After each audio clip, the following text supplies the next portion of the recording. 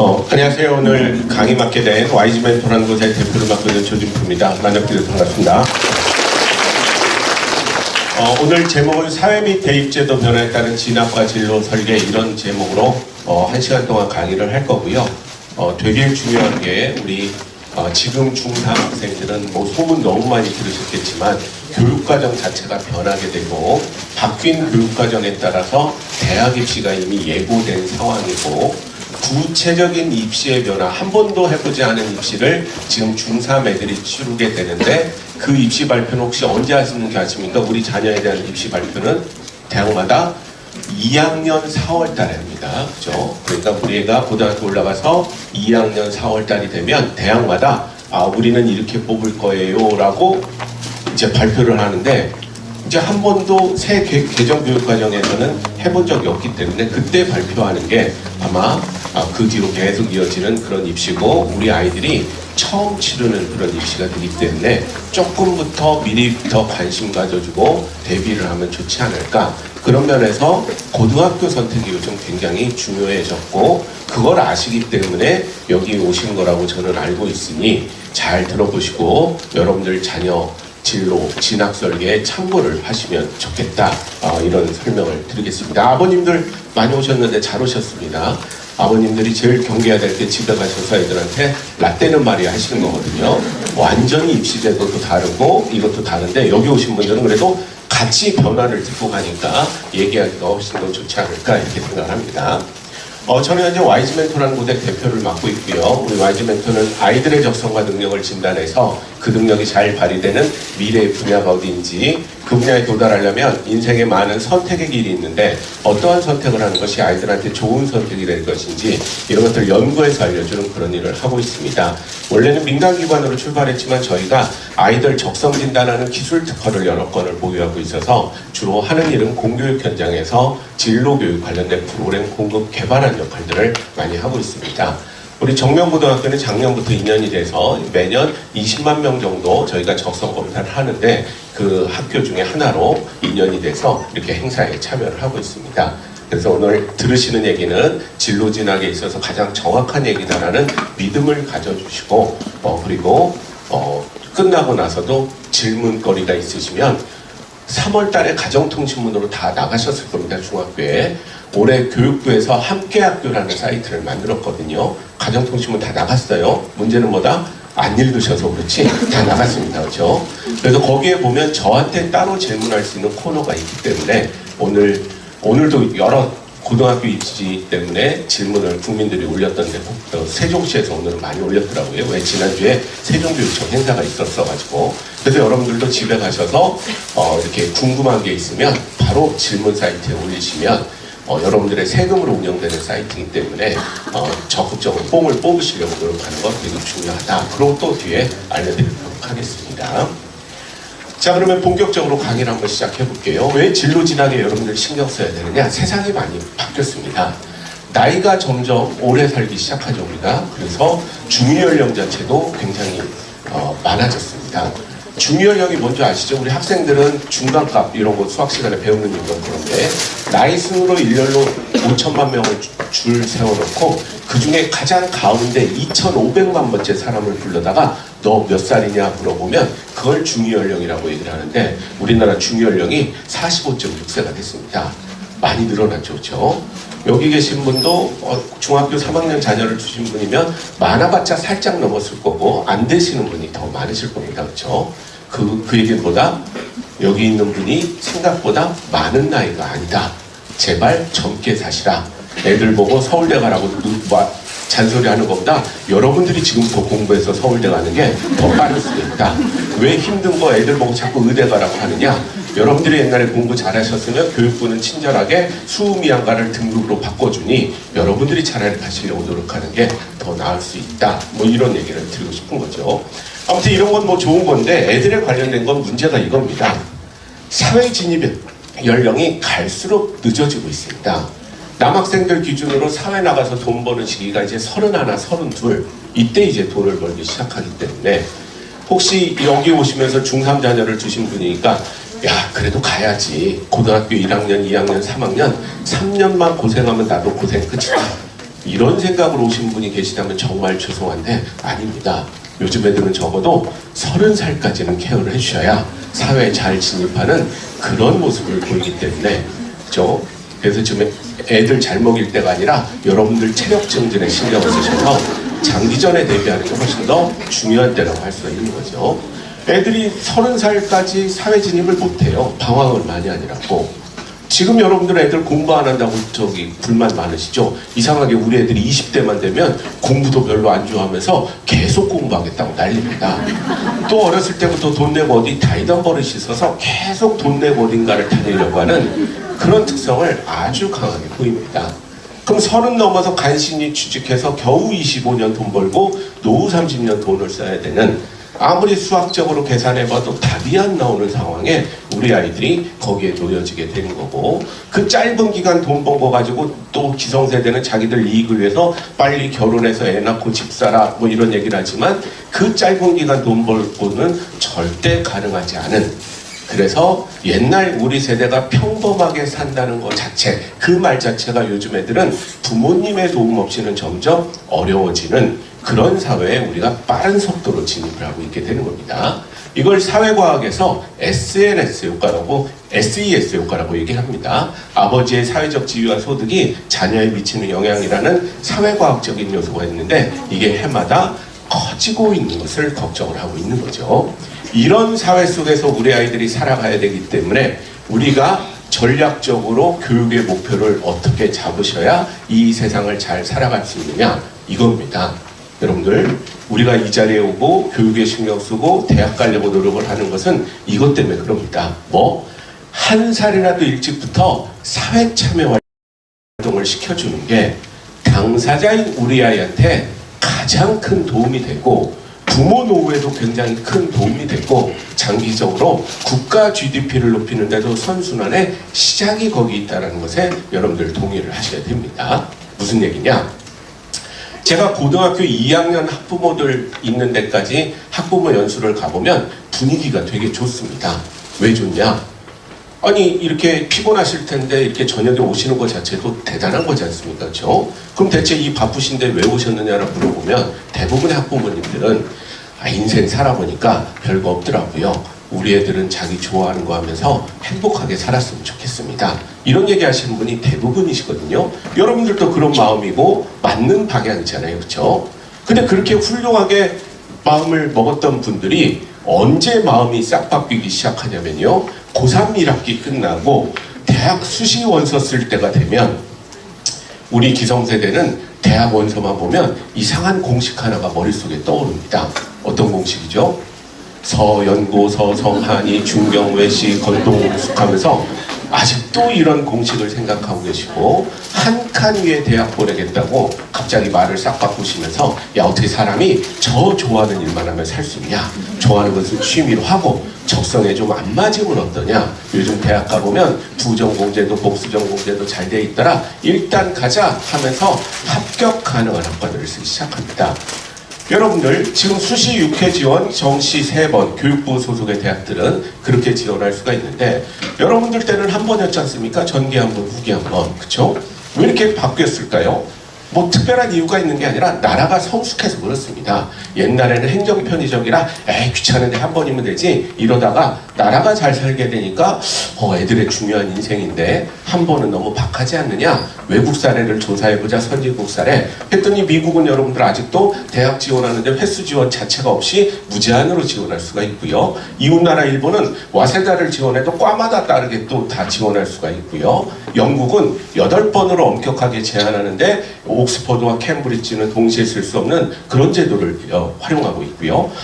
나라마다 이렇게 이용하니까 우리도 좀 애들의 꿈을 이루기 위해서 여러 번의 기회를 줄 수 있는 거 아니냐. 그래서 교육부는 10번을 기획했다가 대학들의 반대로 4번으로 줄었다가 3번으로 줄고 수시가 생겨서 지금 9번의 체계를 지금 갖고 있게 되는 겁니다. 수시만 생각하면 뭐죠? 한마디로 우리 애들의 꿈을 이루기 위해서 6번의 기회를 준다라는 그런 뜻이거든요. 근데 아직도 옛날 우리는 어른들이기 때문에 대학원서 쓸 때 되면 이 좋은 제도를 어떻게 활용하는 줄 아십니까? 6가지 서로 다른 꿈을 꾸는데 이 제도를 많이 활용하십니다. 그렇죠? 그러니까 자기의 꿈을 향해서 1학년 때부터 우리 정명구도 아마 1학년 1학기 기말고사 끝나고 나면 고교 학점제에 따라서 선택 과목 정하라고 뭐 그런 얘기들이 할 텐데 그때 우리가 선택 과목을 정한다는 것은 2년 뒤에 무슨 과를 지원할 것인가를 정해서 그것에 맞는 선택 과목을 하고 그것에 맞는 활동과 동아리 활동, 창체 활동을 해서 학생부를 예쁘게 만든 다음에 3학년 1학기가 끝나면 자기가 로봇 관련된 일을 하고 싶어서 기계공학과를 가기로 마음먹었으면 6군데 다 기계과를 넣어서 아이가 그 중에 한 군데 합격하면 열심히 다녀서 휴학하지 말고 쓸데없이 복수 전공하지 말고 쓸데없이 어학연수 가지 말고 빨리 졸업하고 다음 단계로 나가는 게 애한테는 정말 중요하거든요. 근데 대부분 6번 지원하니까 A대학교에는 기계공학과, B에는 IT 융합공학과, C에는 재료공학과, D에는 신소재공학과 내 점수에서 합격 가능한 과들을 많이 씁니다. 그럼 그 중에 3군데 합격하면 어디 등록하겠습니까? 과가 다르죠. 그러니까 그나마 대학 이름이 조금 더 낫다라고 생각하는 데를 등록하는데 그렇게 등록한 애가 적성에 맞을 확률은 굉장히 낮게 되는 거죠. 여러분들 서울대를 합격해도 합격의 기쁨은 한 달을 넘지 않거든요. 그 다음부터는 생활이기 때문에 그 다음부터는 뭐 좋지도 않아요. 숙제가 많아서. 그렇죠? 그럼 여러분들 이렇게 서로 다른 꿈을 꾸다가 한 군데 합격한 아이들은요. 한 학기 끝나고 나면 엄마 찾아와서 얘기를 할 겁니다. 엄마, 내가 생각한 과가 이게 아니네. 반수할까? 재수할까? 부전공할까? 복수전공할까? 새로운 방황이 시작되는 게 요즘의 모습이다라고 보시면 되겠습니다. 그래서 여러분들 고교학점제 뒤에 설명드리겠지만 그거 어려운 거 아닙니다. 여러분들 우리나라 교육과정은 초, 중, 고, 대가 있지만 초등학교랑 중학교는 하나로 묶여서 비슷합니다. 그렇죠? 그래서 아직도 보면 성적 내는 방법도 뭐 시험도 잘 안 보고 내도 절대평가하고 그렇게 하고 있는 거죠. 그 다음에 고등학교랑 대학교는 같이 거의 비슷하게 갑니다. 그렇죠? 그래서 고교학점제는 더 대학과 비슷하게 하겠다. 대학에서 우리가 수강 신청해서 듣고 싶은 것만 듣듯이 고등학교부터 1학년 때는 다 공통과정 배우고 2학년 때부터는 지 대학 가서 공부할 것들을 미리 기초 단계를 수강 신청해서 대학생들처럼 듣게 하자. 그게 이제 고교 학점제거든요. 그러니까 사실은 우리 고등학생들은 중학교 다음 단계라고 생각하시면 안 되고 대학교 전 단계라고 생각을 하셔야 됩니다. 그렇죠? 그래서 대학에서 어떤 공부를 할 것인가를 구체적으로 정해서 노력하는 기간이 우리 고등학교 기간이다. 그러니까 조금 더 진로적으로 여러분들이 같이 옆에서 고민해 주셔서 선택 과목 정하는 것은 사실은 진로 진학에만한 우리 애가 가야 될 과를 정하는 그런 과정이다. 이런 것들을 여러분들이 이해하시는 게 되게 중요합니다. 그리고 세상이 많이 바뀌었다는 것을 늘 이해를 하셔야 됩니다. 매년 교육부가 발표하기 때문에 저는 이제 뭐 비슷한 그림이 있더라도 알고 보면 다 새 그림입니다. 교육부는 매년 발표하기 때문에 교육부는 연말이 되면 올해도 이제 연말에 또 발표하는데 방대한 조사를 해서 발표를 합니다. 어떤 조사를 하냐? 2월 달에 대학교 졸업한 애가 그해 12월 31일까지 취업이 됐는가 안 됐는가 이걸 조사해서 교육부는 매년 발표합니다. 근데 그 조사 대상이 작년에도 40만 명을 조사했다고 되어 있습니다. 40만 명이면 우리나라 대학생 거의 전수조사에 가까운 조사이기 때문에 굉장히 데이터가 정확하다고 볼 수가 있는 거죠. 근데 여러분들 엄마 아빠 때랑은 참 달라진 게 같은 우리나라 대학을 나왔는데 사회 진출하는 모습이 굉장히 차이가 납니다. 예를 들면 인문계열을 졸업하고 1년 안에 취업되는 비율이 59.9%입니다. 그런데 같은 대학을 나와도 공대를 나오면 1년 안에 취업되는 비율이 72.4%입니다. 1% 차이만 해도 몇천 명이 껴있는데 저 정도 차이면요 어마어마하게 큰 차이가 난다는 것을 알 수가 있는 거죠. 요즘 의대 열풍이 대단하죠. 전국적으로. 왜 그러냐? 여러 이유가 있는데 크게 두 가지입니다. 의사는 생애소득이 높아요. 우리나라 개원이들의 평생 버는 생애소득은 36억 2천만 원 정도 됩니다. 그러니까 대한민국에서 그 정도 돈을 버는 직업은 많지가 않기 때문에 인기가 많을 수밖에 없고요. 또 하나 두 번째 의대가 인기가 있는 것은 보세요. 졸업하면 취업률이 92.7%입니다. 그러니까 일단 메디컬 계열은 대학을 들어가는 순간 직업이 결정되는 거기 때문에 많은 선택에 혼란을 줄여줄 수 있어서 인기가 있을 수밖에 없게 되는 거죠. 그렇죠? 근데 앞으로는 달라질 겁니다.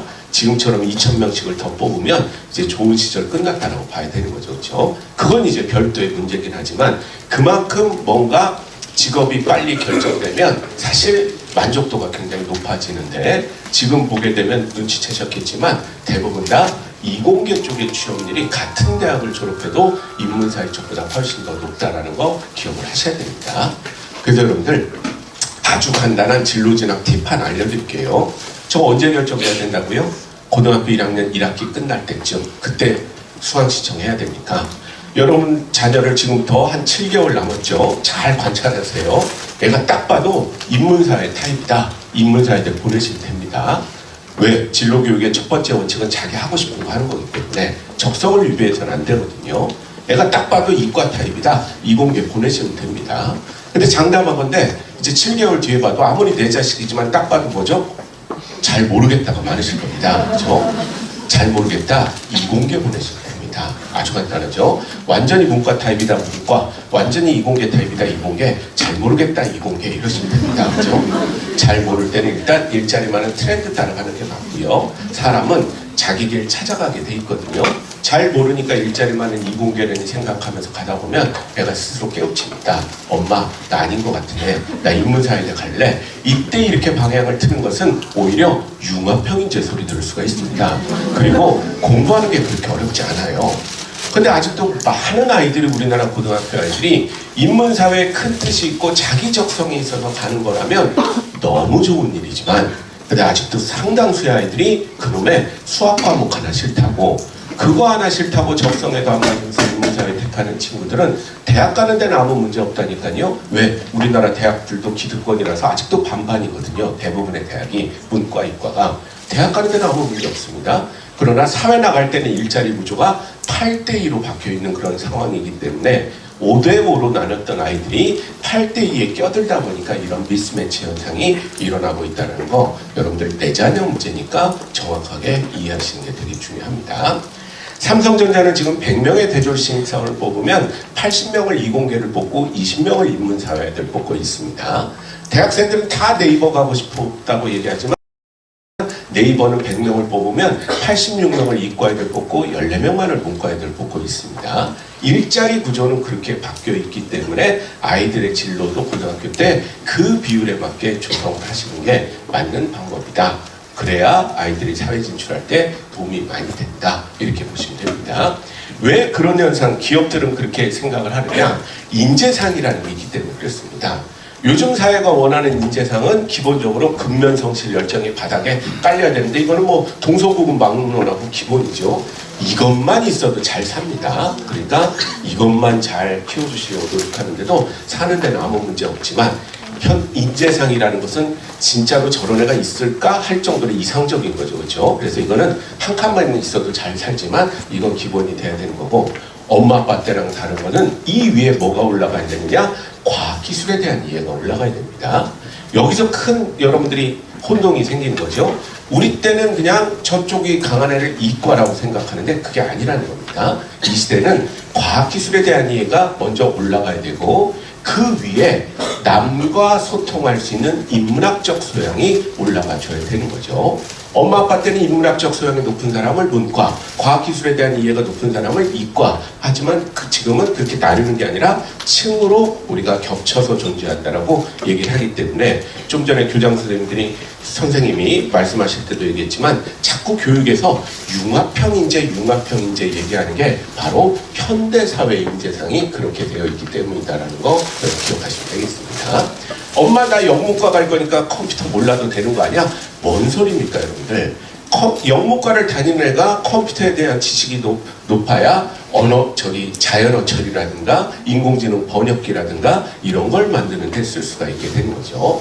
아 엄마 나 이과 갈 건데 수학과 갈 건데 내가 왜 철학적인 사고를 해야 돼? 말도 안 되죠. 그 애가 갖고 있는 가지고 있는 수학과학의 역량을 더 많은 사람들한테 뽐내려면 인문학적 소양이 굉장히 중요하게 작용을 하게 되는 겁니다. 이걸 대학교 졸업할 때까지 만들려고 노력하는 게 우리 교육이 돼야 되는 거고, 여기까지 완성된 애를 기업은 뽑으려고 노력을 하게 되는 거죠. 근데 여기에 이제 대체 불가능한 한국형 인재는 한 칸이 더 올라갑니다. 그건 우리나라의 특수성 때문에. 그런데 우리나라는 어떤 특수성이 있습니까?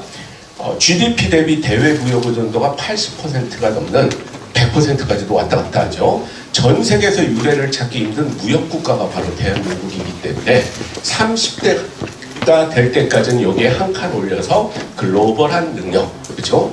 언어 능력이라든가 글로벌한 경험이라든가 이런 것들이 올라와 주면 저 사람은 진짜 대한민국에서 대체 불가능한 그런 인재다라고 얘기를 하는 거고, 기업에서는 저런 인재들을 확보하려고 굉장히 노력하는 겁니다. 여러분들 제가 말씀드렸습니다. 부담 가질 필요 없습니다. 왜? 제일 밑에 칸만 있어도 잘 먹고 잘 삽니다. 그죠?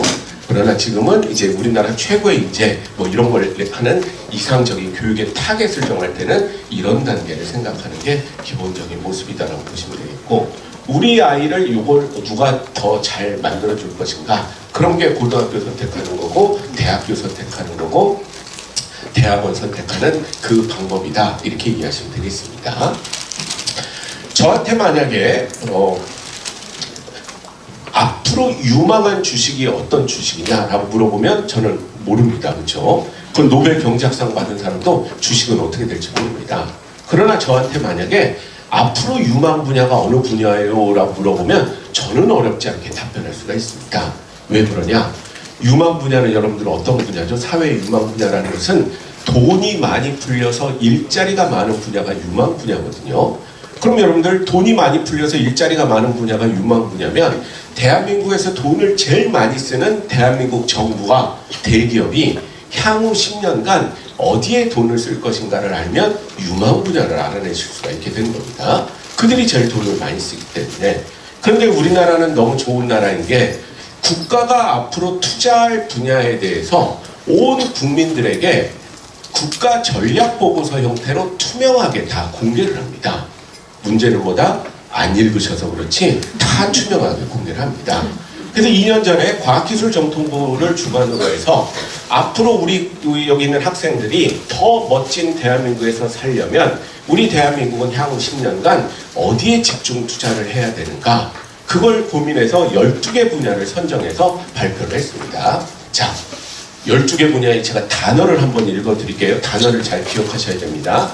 반도체 디스플레이, 2차 전지, 첨단 모빌리티, 차세대 원자력, 인공지능, 로봇 제조, 양자, 차세대 통신, 사이버 보안, 수소, 우주항공해양, 첨단 바이오, 이 12개 분야를 선정해서 집중 투자하겠다고 얘기를 합니다.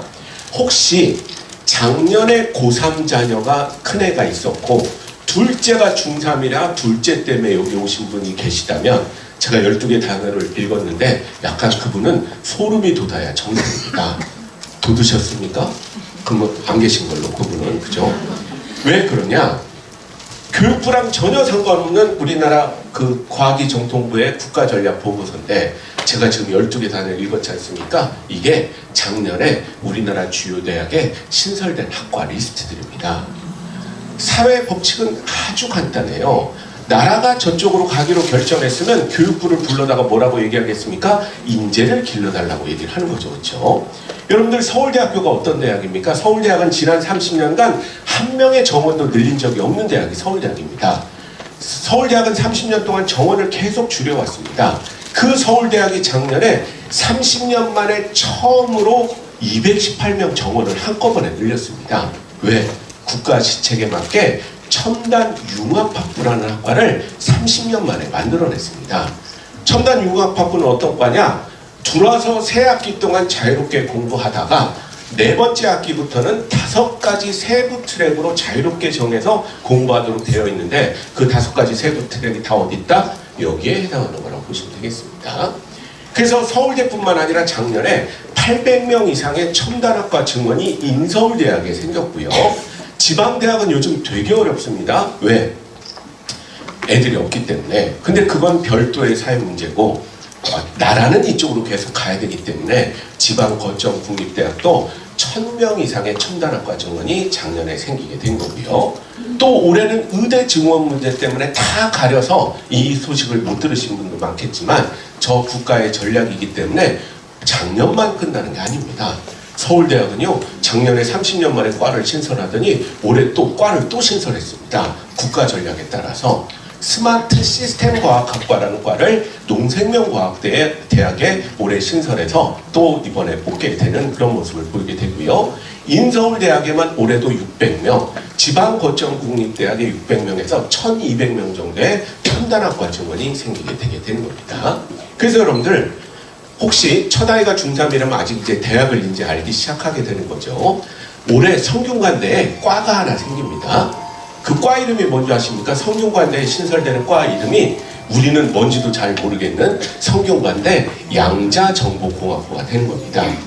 올해 고려대학교에 과가 하나 신설되거든요. 그 과 이름이 뭔지 아십니까? 고려대학교에 인공지능학과가 신설이 되는 겁니다.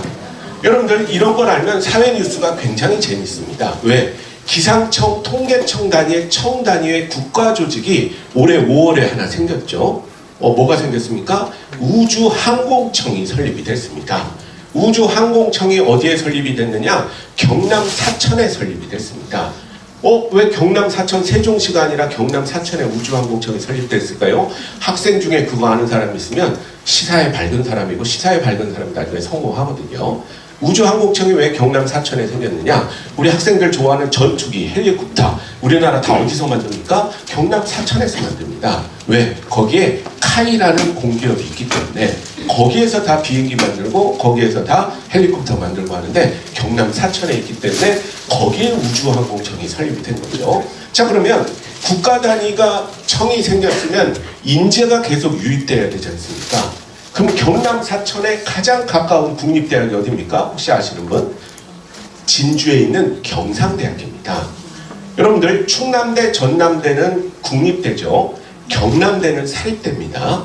왜? 걔들이 이름을 먼저 썼어요. 그래서 그 지역의 국립대는 경상대학이 되는 겁니다. 사천 바로 옆에 진주에 있어요. 그러니까 바로 경상대학은 어떤 일을 합니까? 우주항공학부를 기계공학부로부터 독립해서 별도 학부로 만들게 되는 거고요. 나라는 키워줘야 되잖아요. 그럼 어떻게 됩니까? 교육부가 글로컬 대학으로 지정해서 1000억 넘게 지원을 해줍니다.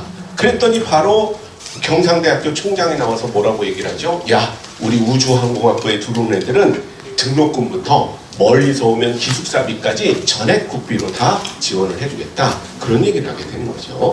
제가 이 얘기를 드리는 이유는 이렇게 연결되는 사회 진출하려고 대학을 가는 거기 때문에 거기를 가는 게 유리한가 안 유리한가 이걸 따져야 되는데 나중에 보면 애들이 무슨 바람이 들었는지 다 인서울, 그냥 4등급이 돼도 인서울 다 이것만 생각합니다. 그렇죠? 그런데 4등급, 5등급 애들이 가는 인서울대학 중에는 이상한 대학도 되게 많습니다. 제가 보기에는 서울에 있기 때문에 버티는 거지 사실은 그 별로 안 좋은 인프라와 시설을 갖고 있는 데 되게 많습니다.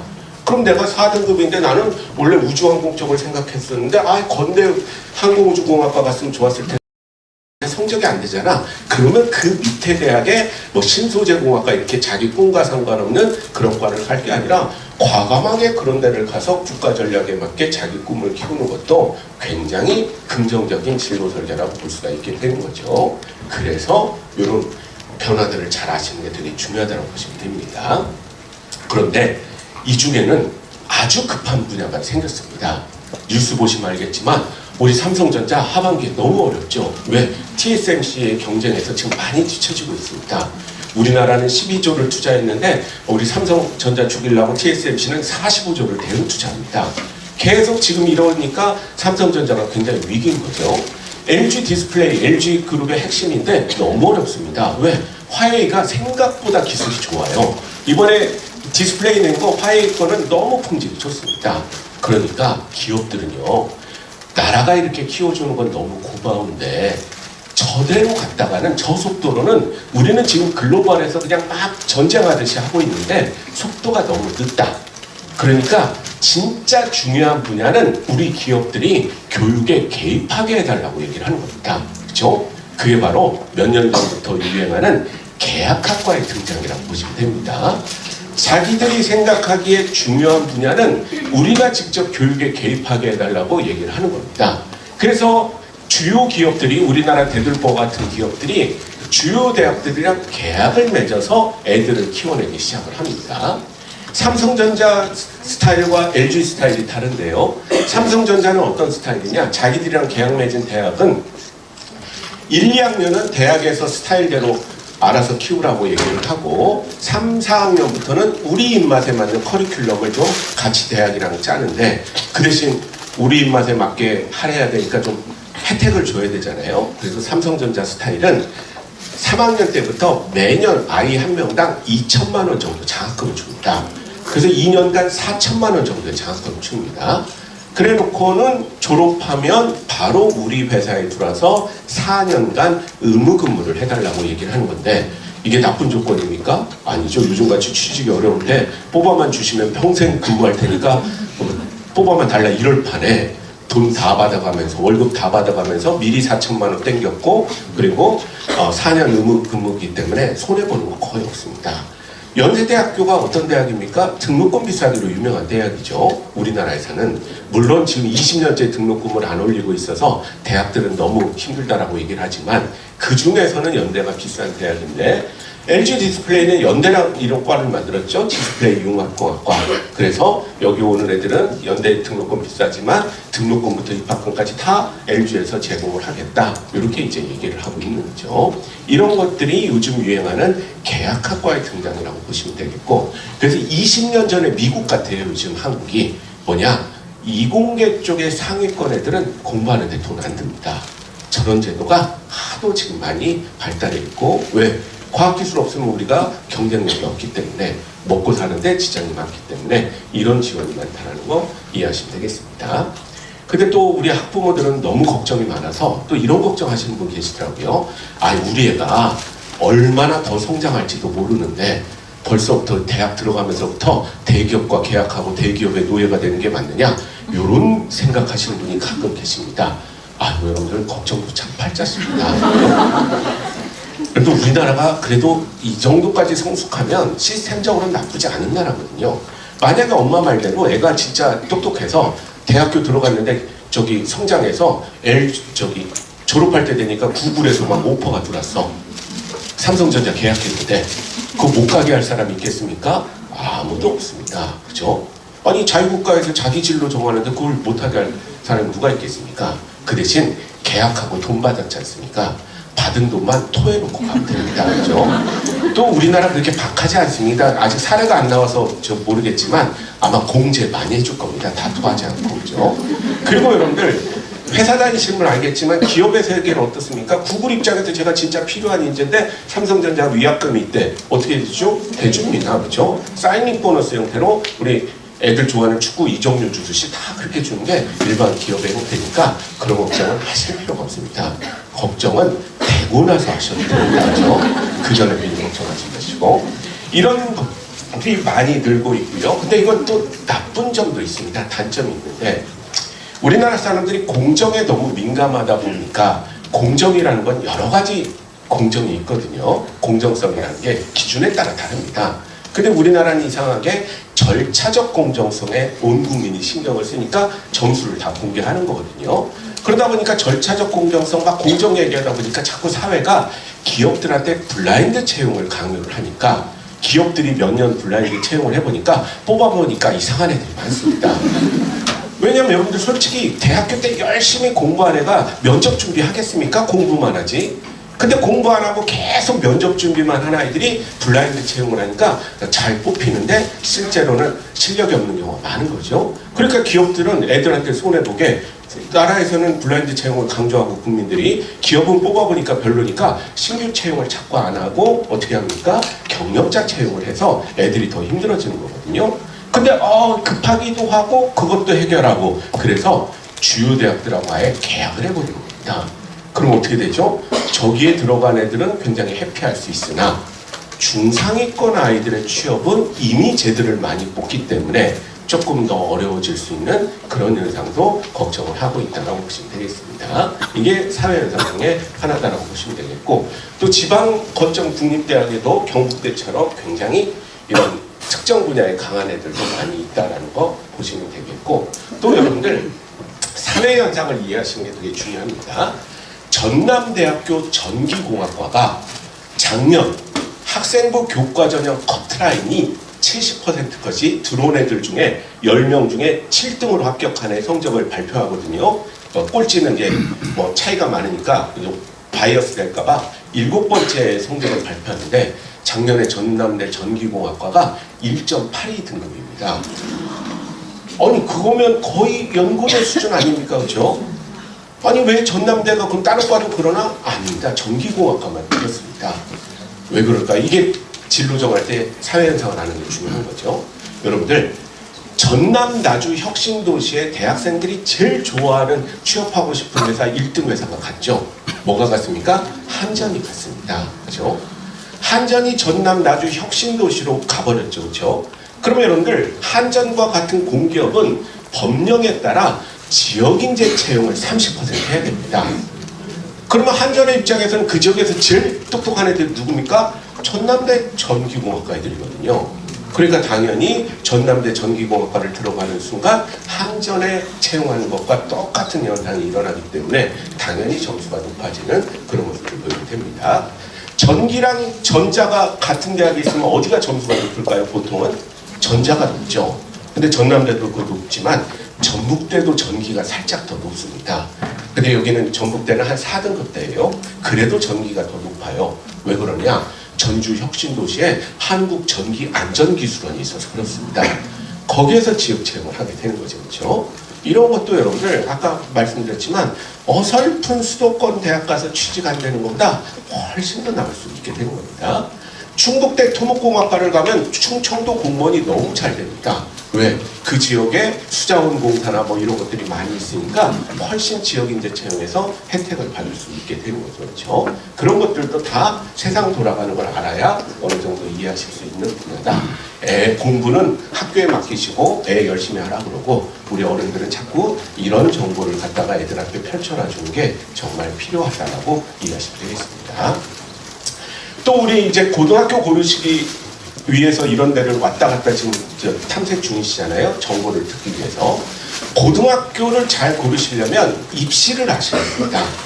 입시를 알아야 우리 애한테 어떤 입시 스타일이 맞을까, 그래서 어느 고등학교를 가는 게 좋습니까, 이런 것들을 정하실 수가 있는 거라서 대학 입시를 이해하는 게 굉장히 중요한데요. 대학 입시 복잡하다는 얘기 많이 들으셨죠? 생각보다 복잡하지 않습니다. 왜 복잡하지 않냐면 나라에서 대입 전형 간소화 정책에 따라 딱 4가지로 정해놨습니다. 대학 입시는. 그래서 학생부 교과 전형이라는 전형이 있고요. 딱 어감이 뭡니까? 성적으로 애들을 뽑는 전형이 되는 거고요.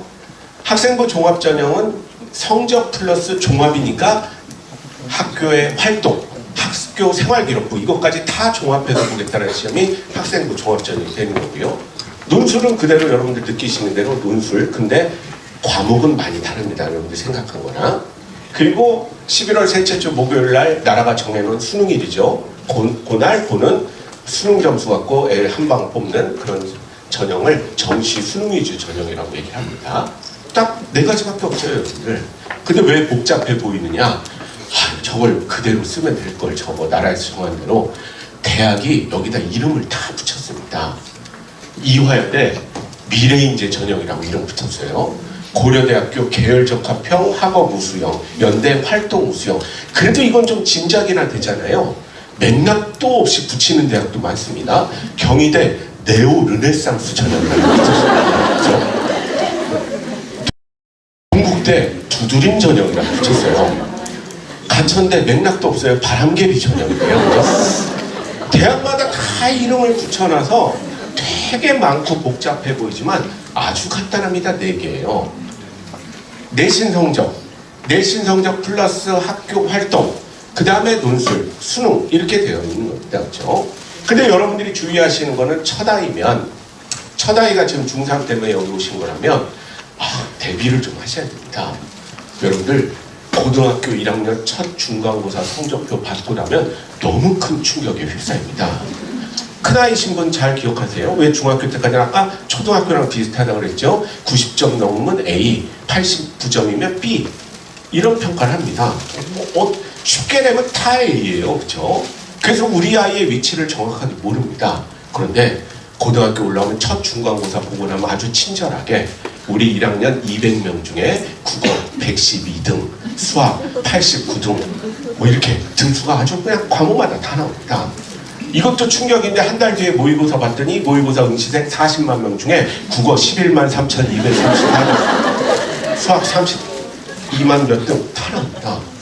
너무 잔인하죠. 아까 이게 말한 우리 국민들이 합의한 방식입니다. 교육적으로는 옳다고 하는 사람 아무도 없는데 국민들이 내가 떨어져도 인정할 테니까 딸의 점수는 알고 싶다. 이런 정서이기 때문에 이걸 절차적 공정성이라고 하는 거죠. 그 점수를 따기까지의 과정이 공정한가를 우리가 보는 게 아니라 우리 국민들이 원하는 것은 일렬로 쫙 줄 세워놓고 순서대로 딱 등수를 확인하고 뽑는 대입을 원하기 때문에 이걸 못 바꾸고 있는 겁니다. 그렇죠? 그래서 지금 현재 고등학교 1학년은 100명이 있다면 1등부터 100등을 다 점수를 내서 4등까지만을 1등급이라고 하고 그 다음 7명을 2등급이라고 하고 그래서 이거를 애들 성적표가 중간, 기말, 수행평가를 다 합쳐서 학기 말이 되면 다 종합해가지고 국어 4등 했으니까 1, 수학 7등 했으니까 2 이런 식으로 1, 2, 1, 2 이런 등급이 쓰여지게 되는 겁니다. 이 등급을 3학년 1학기까지 5등급까지 다 합쳐서 평균 낸 거 그게 2.3, 3.7 그걸로 애들을 뽑는 전형을 교과전형이라고 얘기를 하게 되는 거죠. 그렇죠? 교과전형입니다. 대학들이 별로 안 좋아하는 전형입니다. 왜 안 좋아하느냐? 여러분도 어디 음식점 가서 딱 고르려고 하는데 넌 짜장면 딱 정해놓으면 기분 나쁘잖아요. 그렇죠? 저 교과전형은 뽑는 사람이 할 일이 없습니다. 그냥 제출한 성적 가지고만 딱 순서대로 뽑기 때문에 그래서 대학들은 제일 좋아하는 전형이 학생부 종합전형입니다. 내 입맛에 맞게 애들을 뽑을 수가 있기 때문에 그래서 성적도 성적이지만 학교에서 우리 과를 오기 위해서 얼마나 열심히 노력을 했는가 진짜 우리 과를 위해서 목표로 하고 공부하는가 아니면 그냥 성적 맞춰서 막판에 지원하는가 이걸 대학이 중시하는 이유는 요즘 대학들은 중도 이탈률을 가장 무서워하기 때문에 그렇습니다. 그렇죠? 그리고 진짜 우리 거 원하지 않은 애는 수업 시간에 또 고등학교 때처럼 똑같이 자고 이러니까 교수들이 싫어하는 겁니다. 그리고 완전히 이거는 종합적으로 내 마음대로 뽑는 거기 때문에 대학들이 좋아하게 되는 거고 서울대학이 제일 좋아하는 시험이 요겁니다. 그래서 서울대학은 이걸 안 합니다. 야, 그럼 일반고 애들 어떻게 뽑을 거야 해서 서울대학은 그럼 우리가 지역균형 선발이라는 걸 만들어서 각 고등학교에서 전교 1, 2등은 우리 서울대 추천을 받을게 걔들끼리만 따로 뽑을게 거기서 일반고 애들 많이 뽑을 거야 이렇게 얘기를 하고 그 다음부터는 우리 맘대로 할 거야 그게 바로 학생부 종합전형이 되는 거죠. 논술은 어떤 애들이 보는 줄 아십니까? 이게 중요한 포인트인데 저는 논술 보는 애들 개인적으로 좋아하거든요. 왜 좋아하냐? 논술은 어떤 애들이 보는 거냐면요. 고등학교 2학년 끝나고 나서 성적표가 다 나왔잖아요. 4학기 동안. 자기 성적표를 보면서 자기 성적을 부인하는 애들입니다. 이건 내 성적이 아니야. 내가 이렇게 못할 리가 없어. 나 이상하게 중간고사, 기말고사 학교의 출제 방향하고 나랑 안 맞아. 그런데 이 성적에 맞게 지원하라고 나 도저히 못 받아들여. 5등급 나왔는데 내 머릿속에는 아직도 저기 연고대 서성환이 내 목표인데 5등급이라고 이거 다 교과전형도 당연히 안 되고 아무리 활동 열심히 했어도 학생부 종합전형은 안 되는데 그거에 맞춰서 어디 가라고 난 아니야. 나 학교랑은 안 맞으니까 대학이랑 직접 얘기할래. 그게 바로 논술 전형이 되게 되는 겁니다. 논술 전형은 여러분들이 생각한 논술이 아닙니다. 인원은 이과 논술이 더 많은데 이과 논술은 대부분 다 그냥 수학 문제 푸는 겁니다. 수학 문제 푸는 거예요. 그렇죠? 또 너무 어렵게 나오면 교육부에서 너 교육과정을 위반했다. 첫 해 위반하면 경고, 두 번째 위반하면 무지막지하게 10% 감원을 하거든요. 정원에. 그래서 대학들은 그걸 지키려고 노력을 해서 대부분 대학들은 좀 정해놨습니다. 대충. 수능에서 수학 어려운 문제가 22번, 30번 문제인데 그 정도 수준으로 6문제, 8문제 내서 그 중에 반타작하면 합격하는 그런 시험이 되게 되는 거죠. 우리 가천대 그 논술, 약수령 논술 뭐 이런 거는 완전히 그냥 수능 문제의 단답형이라고 보시면 됩니다. 객관식이 아니라 수능 문제의 단답형이라고 보면 되는 거죠. 문과도 점점 정답이 있는 논술 형태로 그래프 주고 해석하고 뭐 이런 걸로 바뀌고 있습니다. 그래서 여러분들 이 논술은 논술 공부한 애들이 합격하는 게 아니라 수능 공부한 애들 중에 도전해보겠다는 애들이 합격하는 그런 시험이라고 보시면 됩니다. 그래서 이 수능은 또 2학년 때까지 성적을 봤을 때 자기 욕심에 안 차는 아이들, 내신 성적이 이런 아이들이 과감하게 도전하는 게 우리 수능이 되게 되는데, 수능은 장단점이 명확한 시험입니다. 수능은 뭐 비판도 많이 받죠. 이렇게 일년도 세운다고 쫙 보이게. 그러나 수능도 장점이 되게 많습니다. 수능의 장점은 뭐냐면요, 우리 애들이 철이 좀 빨리 들면 좋은데 꼭 고등학교 2학년 끝나고 철듭니다. 그러면 여러분들 모든 시험이 내신으로만 돼 있으면 걔는 철 들었는데 방법이 없잖아요. 그렇죠? 근데 그때 수능을 보게 되는 겁니다. 수능은요, 철이 든 순간부터 과거를 묻지 않습니다. 그 다음부터 한 실력만을 보게 되는 거죠. 사회적으로도 좋죠. 진짜 고등학교 때 철없이 막 놀다가 사회에서 힘든 일 하다 보니까 깨우쳤어. 나 그때 좀 공부 좀 더 했을걸. 이렇게 철들었는데 만약에 내신 성적밖에 없다면 얘는 방법이 없지 않습니까? 근데 그 철든 순간부터 공부해도 아무도 과거를 묻지 않는 게 바로 수능 시험이 되기 때문에 저도 긍정적인 효과는 있죠. 다만 단점도 아주 명확합니다. 수능은 어떤 단점이 있냐면요, 여러분들은 미리 아셨으니까 그런 과정을 거치지 않으셔야 되는데, 수능은 빨리 보고 빨리 잊어버려야 되는, 통과해야 되는 그런 의뢰인 거죠. 그렇죠? 그런데 수능은 막상 보고 나면 또 보고 싶어지는 중독성이 있습니다. 계속 보고 싶어져요. 왜 그러냐 여러분들, 우리 만약에 우리 부천에 아주 공부 잘하는 애가 정시로 수능으로 강원대 의대를 합격했다. 행복할까요? 의대인데. 요즘 애들, 이 수도권 애들, 서울 애들 안 그렇습니다. 얘가 강원대 의대를 정시로 합격하면요, 갑자기 엄마 아빠 찾아서 얘기합니다. 엄마, 나 한 문제만 더 맞으면 한양대 의대 가는데 나 1년 더 해볼래? 이렇게 얘기합니다. 세종대에 정시로 합격한 아이들, 세종대에 정시로 합격한 아이들은 행복해야 되는데 그게 아니라, 엄마 우리 고등학교 이상하지 않아? 고3 때도 쓸데없는 거 다 시키고 나 1년간만 메가스터디 기숙학원에서 공부하면 3문제 더 맞지 않을까? 그럼 성균관대 가는데 자꾸 이 함정에 빠질 가능성이 높습니다. 또 요즘 애들한테 문제는 워낙 유튜브나 이런 것들이 발달하다 보니까 이 예능화가 돼버렸습니다. 수능이 막 오수 본 사람들이 스타가 되고, 그 다음에 막 TV에서도 계속 나와서 강사들이 뭐 애들 한다고 뭐 하고, 마치 대치동이 대단한 K 엔터테인먼트의 공간이 돼버린 것처럼 생각하는 아이들이 많아서 장수에 빠지는 아이들이 요즘 굉장히 많은 그런 모습을 많이 보이는 거죠. 아무튼 그런 시험으로 뽑는 게 정시라고 우리가 되어 있게 되는 겁니다. 그런데 이게 학교가 저거에 대해서 얼마나 유연하게 잘 대응을 해주느냐, 이거에 따라 실적이 굉장히 달라집니다. 어떤 학교는, 어떤 학교라고 말은 안 하겠지만 대한민국에 굉장히 많습니다. 우리 고등학교가 대학 보내는 곳인가? 공부는 지들이 알아서 해야 되는 거지. 그런 학교는 대부분 다 최상위권 몇 명 교과 전형 아니면 잘 못 갑니다. 그럼 순서는 정해져 있기 때문에 뭐를 안 하니까 애 맞춤형 활동이나 이런 것들을 안 하기 때문에, 또 이것만 해서 상위권 애들만 신경 써서 조금 욕심이 있으나 아쉬운 이 아이들 논술 준비나 수능 준비를 전혀 안 해주는 학교도 사실은 최상위권 아니면 별로 도움이 안 되는 그런 경우가 굉장히 많습니다. 그래서 우리 아이가 고등학교 1, 2, 3학년을 가는 과정에서 중간중간 체크 포인트가 있거든요.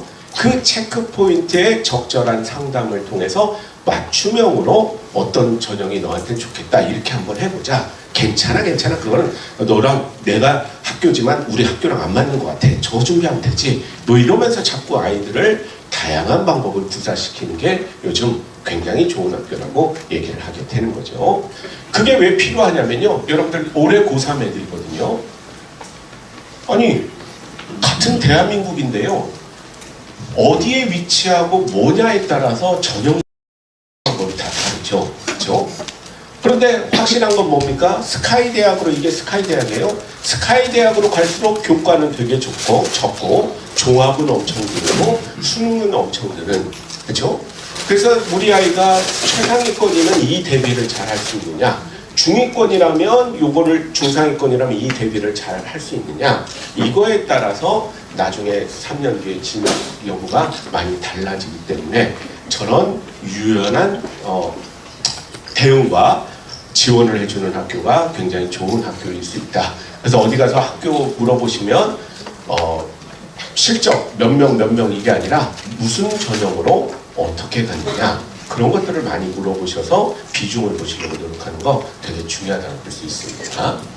또 여러분들, 진로가 굉장히 중요한 이유는 뭐냐면요, 대학에서 자꾸 상담이 중요한 게, 이건 서울대 자료가 되는데 올해 발표한 학업 태도라는 걸 자꾸 보겠다라고 얘기를 하는데, 우리가 생각하는 학업 태도는 수업 시간에 안 졸고 열심히 듣는 거잖아요. 그런데 대학이 어떻게 합니까? 그렇죠?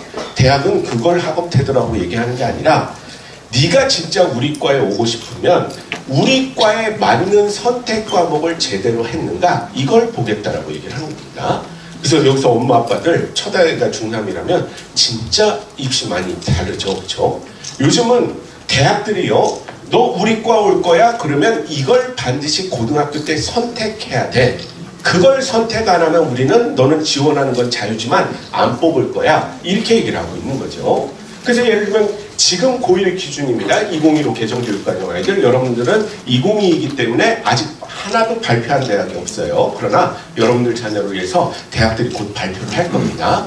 우리 학교에 들어오려면 선택 과목을 뭘 들어야 돼? 이걸 발표를 할 건데, 지금 고등학교 기준으로 여기 한번 보세요. 우리 기계과 올 거야? 너 서울대 기계과 올 거야? 너 반드시 물리학 2 해야 돼. 물리학 2 하려면 물리 1도 들어야 되는 거죠, 당연히.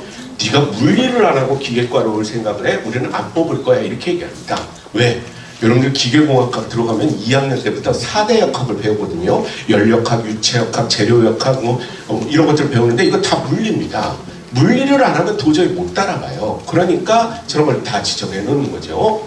야, 이과라고 미적분만 들었다고? 아니지. 야, 서울대잖아. 확통까지 다 들었으면 좋겠고 기하까지 들었으면 좋겠어. 수학은 다 들어. 옛날에 우리 엄마 아빠들은 다 들었기 때문에 이렇게 얘기를 하고 있는 겁니다. 그렇죠? 컴퓨터공학과 입장에서는 좀 다르죠. 컴퓨터공학과는 야, 과학은 너 듣고 싶은 거 들어. 아무거나 들어도 상관없어. 우리 컴퓨터공학은 데이터 과학이기 때문에 단 확률과 통계는 이과지만 미적분이랑 같이 꼭 들어야 돼. 이렇게 얘기를 하고 있는 겁니다. 그리고 사실은 여기는 안 써 있지만 컴퓨터공학과는 이런 수학 과목과 더불어 어떤 과목을 제일 많이 보냐? 영어를 많이 봅니다. 왜? 다 영어이기 때문에 그쪽에 이루어지는 세계는, 그렇죠?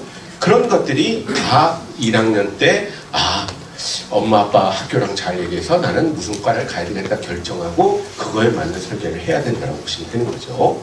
그래서 여러분들, 제가 사례를 하나 갖고 왔어요. 아무리 얘기해도 귀에 잘 안 들어오시니까 서울대 사례 얘기하면 너무 머니까 그냥 우리 인기 많은 동국대 사례 한번 보겠습니다. 아까 말한 두드림 전형으로 출연해드립니다. 그죠? 문과, 이과 하나씩 보여드릴게요. 동국대 회계학과 사례입니다. 지들이 밝힌 거예요. 우리 이렇게 뽑으니까 이렇게 대비해줬으면 좋겠어. 얘들은 우리 회계학과 오려면 지정한 권장 과목은 없습니다. 문과도 거의 없거든요. 문과가 없을 때는 없다라는 게 아니라 지정을 안 했으면 국영수가 지정 과목이라고 보시면 됩니다. 그래서 전공 관련 교과는 국영수라고 보는 건데, 자, 잘 보이시는지 모르겠지만 3명의 사례를 동국대학이 이렇게 뽑았다고 밝히고 있는데요. 지원자 A는 내신 성적이 2.78, 지원자 B는 2.94, 지원자 C는 2.71. 성적은 누가 제일 좋죠? 지원자 C가 좋죠. 그렇죠? 그리고 다 분야를 다 쪼개서 봅니다. 성적을. 비주요 과목은 3.50, 5.25, 3.0. 이 B학생 참 요령 있게 공부했죠. 주요 과목 아닌 거는 그렇게 신경 안 썼습니다. 이것도 사실 좋은 전략이 될 수가 있어요. 특히 중위권 애들한테는. 왜? 대학마다 모든 과목을 다 보는 게 아니기 때문에. 그렇죠? 그래놓고 여러분들이 고등학교 생활을 열심히 하면 다 대학들이 이 출결부터 그 다음에 그 수강 신청 내용까지 다 봅니다. 그래서 다 정리를 해요. 동아리 활동한 거, 반장한 거 이런 거 다 봅니다. 그러고 나서 입학사정까지 다 쪼개놓은 것 같고, 여기에는 안 나오지만 선생님들이 다 과목마다 써주는 세부 능력 및 특기사항 뭐 거의 2만 장 가까이 되죠. 그런 걸 다 봅니다. 그래놓고 이제 평가를 하는데, 시간 관계상 요거 한번 보여드릴게요. 보통이면 되게 점수가 낮은 거거든요. 동국대 입장에서는. 보통 CI가 이 전공 수학 역량에서 보통의 평가를 받았는데, 이거 뭐라고 되어 있느냐? 사회와 과학의 이수 단위가 거의 비슷하다. 이수 단위가 거의 비슷하면 균형 감각이 있는 거 아니야? 우리는 생각하지만 그게 아니라 교수들 입장에서는 야, 쟤 회계학과 지원했는데 수학 반, 과학 반 들었대. 그럼 진짜 우리 과를 원하는 애일까? 그냥 고3 때 점수 맞춰서 그냥 우리과 갑자기 즉흥적으로 지원하는 애 아닐까? 이렇게 생각하는 거죠. 그 다음에 여기 딱 보세요. 또 보통 전공 관심도 및 진로 탐색 노력에서 보통을 받았는데, 경제나 경제 수학 등의 과목을 이수하였음에도 불구하고 우리 회계학과 상경 계열 분야에 대한 관심을 확인하기가 어렵다. 선생님이 써준 아무리 그 내용을 읽어도 쟤는 진짜 우리 회계 원하는 걸까? 이렇게 생각을 한다는 겁니다. 그 대신 매우 우수하다라는 평가를 받은 이 A 학생의 전공 관심도 및 진로 탐색은 창의적 체험 활동에서 회계 관련 꾸준한 목표 설계 및 활동이 있었다고 되어 있는 거고요. 세부 능력 및 특기사항에 회계 관련 독서와 과목별 진로 연계 과제를 잘 수행했다. 이런 얘기가 있게 되는 거죠. 그래서 어떻게 됐느냐? 결과적으로 A 학생은 상위 4%로 최초 합격, B 학생은 상위 10%로 충원 합격, C 학생은 상위 30%로 1단계 불합격. 성적이 제일 좋음에도 불구하고 우리 과를 오겠다라는 그런 것들이 안 보이기 때문에 뽑기는 좀 그렇다. 이렇게 되는 겁니다. 자, 그 다음은 동국대학교 시스템 반도체 주요 과목이 뭐라고 되어 있습니까? 수학, 물리, 화학이라고 대학이 먼저 밝혀놓고 있는 거죠. 자, 그런데 세 학생이 지원을 했는데 성적표가 뭐 비슷비슷하거나 높고 낮고 합니다. 결론만 말씀드리면, 자, 요 학생 보세요.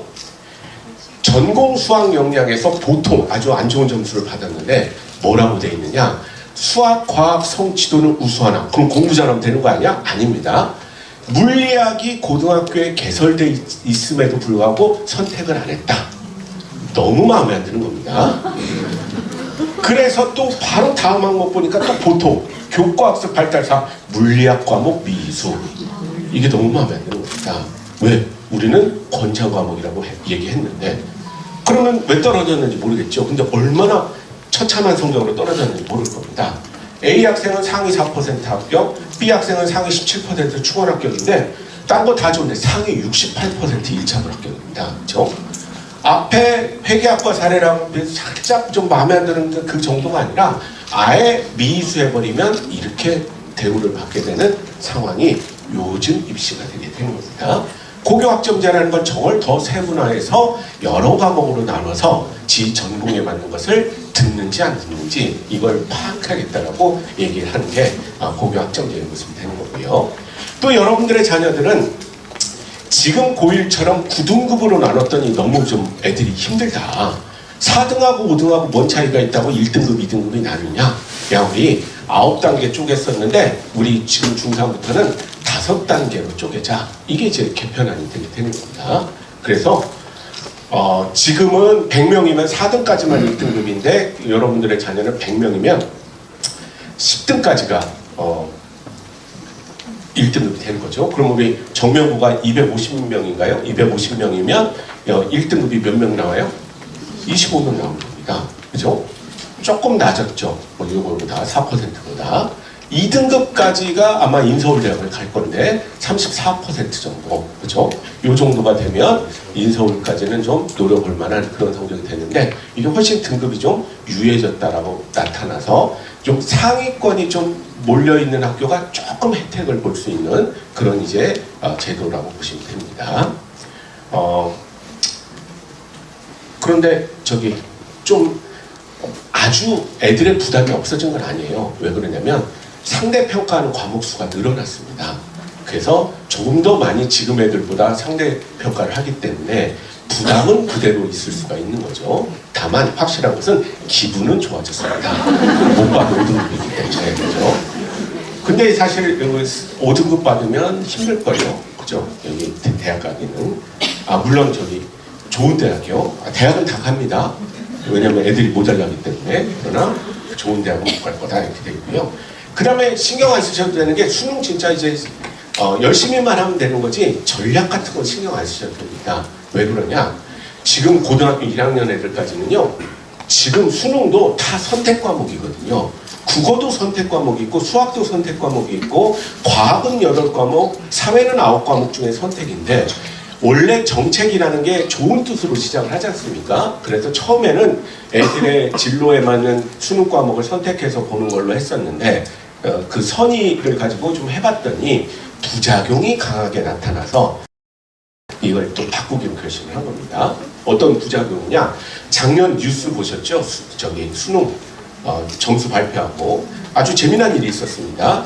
수능 만점 받은 여학생이 있었죠. 근데 걔가 만점이잖아요. 근데 걔가 수석이 아닙니다. 수석은 2문제 틀린 애가 수석입니다. 왜 이런 말도 안 되는 경우가 생기느냐? 애들마다 선택 과목이 다르니까 이걸 보정하기 위해서 표준 점수라는 것을 같이 발표하거든요. 근데 이 표준 점수가 어려운 과목을 풀었을수록 높게 나옵니다. 그러니까 만점 받은 애는 상대적으로 쉬운 과목을 풀어서 만점을 받은 거고요.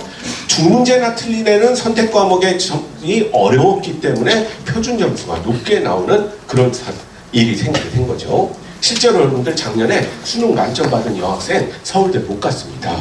왜 못 갔느냐? 서울대가 요구한 선택 과목을 안 했어요. 그죠? 그래서 제 생각에 추정은 걔도 그렇게 수능 잘 볼 줄 몰랐던 것 같아요. 만약 그 정도로 잘 볼 것 같았으면 서울대가 요구하는 과목을 했을 텐데 안 해서 걔는 연대의대를 갔고요. 그 다음에 그 표준 점수 만점 2문제 틀린 애는 수석이기 때문에 서울대 의대를 수석으로 들어가게 되는 이제 그런 모습을 보이게 되는 거죠. 그렇죠? 야 이거 그랬더니 원래는 진로 목표에 맞게 정하라고 그랬었는데 해보니까 애들이 표준 점수 잘 나오는 자꾸 이런 과목, 적성과 상관없이 자꾸 이런 것들을 정하더라. 대표적인 게 이번에 사탐론 같은 게 되는 거죠. 이과인데 점수 잘 나오겠다고 사회를 보겠다라는 이런 말도 안 되는 현상까지 나타난다고 보는 겁니다. 그래서 우리 중3부터는 야 모든 대한민국의 아이들이 똑같은 문제를 풀게 하자. 그렇게 바뀐 겁니다. 그래서 국어도 선택 하나도 없어 똑같아요. 수학도 똑같아요. 영어는 당연히 똑같고 그 다음에 사회가 하고 과학이 문제인데 똑같이 하려고 그랬더니 선생님들끼리 또 어느 과목을 보고 안 보고 이 차이가 생길 수가 있기 때문에 1학년 때 배우는 수능 과목이 1학년 때 배우는 통합사회와 통합과학에서 한 과목씩 이렇게 2과목 출제하기로 이제 바뀐 겁니다. 그러니까 우리 원래는 1학년 애들은 수능 과목을 안 배우는데 지금 고등학생들은 우리 지금 이제 중3들은 들어가서 통합사회와 통합과학은 수능 과목이기 때문에 학교 내신도 열심히 하지만 수능 과목이기 때문에 더 열심히 해야 되는 그런 상황이 생기게 된 거죠. 그래서 여러분들 딱 보시면 알겠지만 그냥 다 똑같아졌으니까 신경 안 쓰시고 열심히만 하면 됩니다. 그렇죠? 이상한 꼼수 부릴 필요 없고 전략 짜실 필요 없고 열심히만 하는 그런 제도로 바뀌었다고 보시면 되겠는데 그런데 서울대학교가요. 이 상태로 5등급 체계로 바꾸면 학교당 아마 1.0이 4명에서 5명 정도 나올 것으로 추정을 하고 있습니다. 그러면 전국에 일반고가 한 1,800개 정도 되는데 4명씩 곱해도 이게 몇 명이냐 이게. 그러면 우리 서울대, 연대, 고대 정도 되면 다 이게 변별력이 없지 않을까? 이런 고민을 하고 있는 거죠. 그래서 서울대학교가 먼저 밝혔습니다. 야 지금 중3 애들 들어라. 우리는 이 바뀐 제도에서 이렇게 할 거다. 어떻게 할 거냐? 수시에서는 그 내신 갖고는 변별력이 좀 부족하니 면접을 강화하겠다. 그래서 면접에 좀 까다로운 창의성을 많이 보겠다. 이렇게 되어 있고요. 그럼 이 대비를 잘해주는 학교가 좋은 학교죠. 그렇죠? 그 다음에 여러분들 정시도 서울대는 원래 수능을 싫어하거든요. 수능만으로 뽑지는 않겠다. 1차로 수능 점수로 걸른 다음에 2차는 수시의 학생부 종합전형처럼 애들의 학생부를 보고 선발을 하겠다. 이런 식으로 서울대는 먼저 밝혀놓고 있는 거죠. 그래서 여러분들 이게 애들한테는 조금 불편해졌습니다. 수능의 변별력도 조금 약해졌고 왜 저 문과 수학을 보기 때문에 그 다음에 내신의 변별력도 조금 약해졌으니까 다 조금씩 약해졌으니까 조합해서 애들을 뽑아야 되겠다는 생각들을 지금 대학들이 많이 갖고 있기 때문에 우리 애들은 학교 내신도 좀 열심히 하고 학교 활동도 열심히 하고 수능 공부도 열심히 하고 이렇게 해야 되는 그런 상황으로 바뀌어 있다 하는 겁니다. 되게 스트레스 받겠죠. 이 스트레스 받는 과정을 잘 균형 있게 리드할 수 있는 학교를 잘 고르시려고 노력하는 거 중요하다라고 보시면 되겠고요. 애들한테는 그 대신 좋은 일이 많이 있습니다. 어떤 일이 있을까요? 공부량은 늘어났지만 요약해서 설명드리면 뭐가 좋은 면이 있느냐. 일단 여러분들 첨단학과 지원이 내년에도 또 일어납니다. 그러니까 여러분들 1,800명이 작년에 늘어났고 1,200명이 늘어났는데 내년에 또 일어날 정부 정책이기 때문에 그럼 1,800명이면 어느 정도 수준이냐면 서강대학교 1년 총 뽑는 인원이 1,800명 정도 됩니다. 그래서 살짝 안 될 겁니다. 그럼 아예 그냥 서강대급의 명문대학이 하나 더 생겼다고 보시면 되는 거니까 애들한테 기회가 많아졌고요. 또 그거에 못지않게 지금 논란 속에 있지만 의대 정원이 2,000명 일어나죠. 그렇죠? 그럼 이거는 진짜 서강대급의 대학이 하나 또 위에 또 생기는 거기 때문에 애들한테는 또 기회가 많아질 수 있다고 보시면 되겠고, 그 다음에 소리 소문 없이 간호대 정원은 올해 또 1,000명이 늘어났습니다. 간호대는 정원이 지금 계속 늘어나고 있는데 간호대는 여학생들한테 굉장히 인기과일 뿐 아니라 전문대학부터 4년제 대학까지 쭉 있기 때문에 스펙트럼이 넓어서 애들한테는 굉장히 좋은 제도일 수 있게 된 거죠. 교대는 정원이 올해부터 줄지만 그만큼 입결이 합리적인 수준으로 떨어졌습니다. 작년에 지방교대 지역인재 전형의 그 정시 커트라인이 4등급까지 떨어졌습니다. 몇 년 전만 해도 진짜 서울대급 아니면 못 가던 교대가 그 정도로 떨어졌다는 거죠. 그러니까 애들한테는 오히려 전에는 언감생심 꿈도 못 꿨지만 도전해 볼 수 있는 그런 대학으로 바뀌고 있고요. 또 전공 자율선택제를 올해부터 많이 확대를 합니다. 전공 자율선택제는 들어와서 1학년 때 공부하고 2학년 때 자유롭게 전공을 정하라는 그런 제도가 되는데 이게 애들한테 왜 좋으냐? 동국대 경찰행정학과가 점수가 되게 높습니다. 살짝 모자라는데 내 꿈을 못 이루잖아요. 그런데 여러 과를 묶어서 통으로 뽑고 자유롭게 결정하게 되면 여러 과를 묶었기 때문에 커트라인은 살짝 내려갈 수가 있습니다. 그러니까 나는 그 자유전공으로 들어와서 경찰행정을 갈 수가 있는 거죠. 항공대 항공운항과의 점수가 되게 높거든요. 왜? 거기 가면 조종사가 되기 때문에. 그렇죠? 그런데 항공대가 통으로 그 자유전공으로 뽑습니다. 그러면 여러 전공이 합쳤기 때문에 전공 커트라인은 낮아질 수가 있는 거죠. 그럼 나는 전에는 조종사를 뽑거든데 점수가 거기 안 됐었는데 일단 거기 들어가서 2학년 때 신청을 해야 되겠다. 이런 제도가 생기게 되는 거라서 잘만 활용하면 되게 좋은 제도인데 이거 김대중 대통령 때 한 번 했다가 실패한 제도입니다. 왜? 대학들이 말을 안 들어요. 교수들이 자기 기득권을 내려놔야 되기 때문에 이거를 되게 싫어합니다. 그래서 그때도 저항이 너무 심해서 실패했는데 이거는 과연 성공할 수 있을까 걱정은 되지만 애들한테는 굉장히 좋은 제도이기 때문에 잘 정립될 수 있도록 여러분들이 좀 봐주면 좋지 않을까 이런 생각을 합니다. 이상 제가 이제 준비한 그런 변화들에 대해서 설명을 드렸는데요.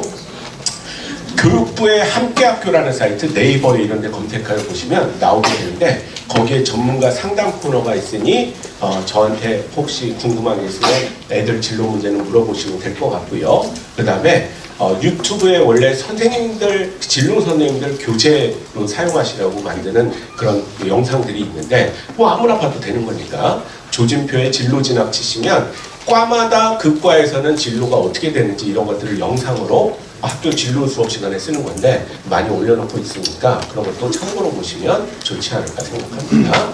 자, 2년째 우리 정명고등학교 와서 이런 얘기 하는데 참 분위기가 좋고 볼 때마다 좋더라고요. 좋은 고등학교니까 여러분들이 잘 선택하시는데 좀 많이 물어보시고 자료도 찾아보시고 한번 살펴보셨으면 좋겠습니다. 이상 강의를 마치겠습니다. 감사합니다. 감사합니다. 정말 한 시간 동안 열강을 해주신 것을 너무 감사드립니다. 다음 순서는 저희 학교 교감 선생님의 학교 설명이 있도록 하겠습니다.